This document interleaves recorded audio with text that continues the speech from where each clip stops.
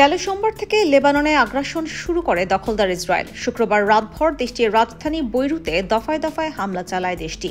শনিবার লেবাননের ইরান সমর্থিত গোষ্ঠী হিজবুল্লাহ প্রধান হাসান নাসরুল্লাহকে হত্যার দাবি করে ইসরায়েল। পরে হিজবুল্লাহর পক্ষ থেকে সেই তথ্য নিশ্চিত করা হয়।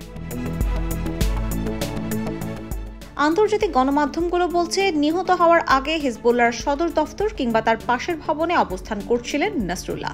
সেখানে অন্তত ৮০টি বোমা ফেলা হলে নিহত হন হিজবুল্লাহ প্রধান। ইসরায়েলের দখলদারিত্বের বিরুদ্ধে দীর্ঘদিন ধরে লড়াই করে আসছিলেন নাসরুল্লাহ। সর্বশেষ গাজায় আগ্রাসনের পর দেশটির বিরুদ্ধে একাধিক সামরিক পদক্ষেপ নিয়েছিল তার সংগঠন হিজবুল্লাহ। এজন্যই আগ্রাসী ইসরায়েলের অন্যতম প্রধান টার্গেট ছিলেন ৬৪ বছর বয়সী হিজবুল্লাহর প্রধান হাসান নাসরুল্লাহ। ইসরায়েলের আগ্রাসনের বিরুদ্ধে সদা সোচ্চার লেবাননের এই সিংহ মানব ১৯৯২ সাল থেকে সংগঠনটির নেতৃত্ব দিয়ে আসছিলেন। সংগঠনটির প্রধান হিসেবে নাসরুল্লাহ ইসরায়েলের অন্যতম প্রধান শত্রু হিসেবে বিবেচিত হতেন। ইসরায়েল বহুবার তার উপর হামলা চালানোর চেষ্টা করেছিল, তবে সেসব হামলা ব্যর্থ হয়েছিল। ১৯৯৫ সাল থেকে যুক্তরাষ্ট্র নাসরুল্লাহকে আন্তর্জাতিক সন্ত্রাসী হিসেবে তালিকাভুক্ত করে এবং তার অবস্থান জানাতে $১ কোটি পুরস্কার ঘোষণা করেছিল।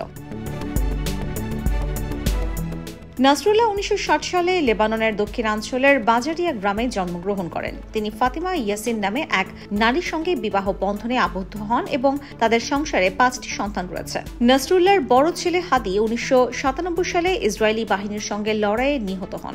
নাসরুল্লাহ শিয়া মুসলিম ধর্মীয় শিক্ষায় উচ্চতর ডিগ্রি অর্জন করেন। ১৯৮২ সালে ইসরায়েলের আক্রমণের বিরোধিতা করে তিনি হিজবুল্লাহতে যোগদান করেন এবং সংগঠনটির বেকা উপত্যকায় যোদ্ধাদের সংগঠিত করার দায়িত্ব পান। ১৯৯২ সালে নাসরুল্লাহ হিজবুল্লাহর মহাসচিব হিসেবে দায়িত্ব নেন এবং তার নেতৃত্বে সংগঠনটি ইসরায়েলের বিরুদ্ধে বহু অভিযান পরিচালনা করে। ফলে ২০০০ সালে দক্ষিণ লেবাননে ২২ বছরের দখলদারিত্বের অবসান ঘটে এবং ইসরায়েল লেবানন থেকে সেনা প্রত্যাহার করতে বাধ্য হয়। ২০০৬ সালে লেবানন যুদ্ধের সময় ইসরায়েলের বিরুদ্ধে হিজবুল্লাহর প্রতিরোধ এবং ফিলিস্তিনের পক্ষে তার অঙ্গীকার তাকে আরব এবং ইসলামী বিশ্বের একজন জনপ্রিয় নেতায় পরিণত করে।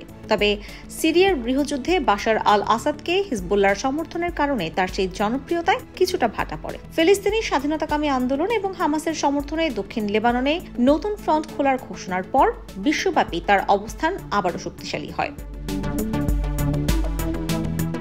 নাসরুল্লাহর হত্যাকাণ্ডের ঠিক আগ মুহূর্তে যুক্তরাষ্ট্র এবং ফ্রান্স ইসরায়েল ও হিজবুল্লাহর মধ্যে ২১ দিনের অস্থায়ী যুদ্ধবিরতি নিয়ে আলোচনা করছিল।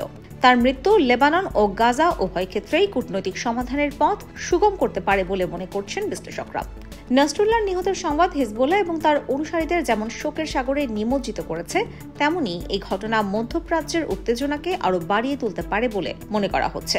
ইসরায়েলের সঙ্গে লেবাননের চলমান সংঘর্ষের মধ্যে নাসরুল্লাহর মৃত্যু এই অঞ্চলে নতুন করে সংঘাতের সৃষ্টি করতে পারে বলেও মনে করছেন বিশ্লেষকরা। IBTV USA, New York.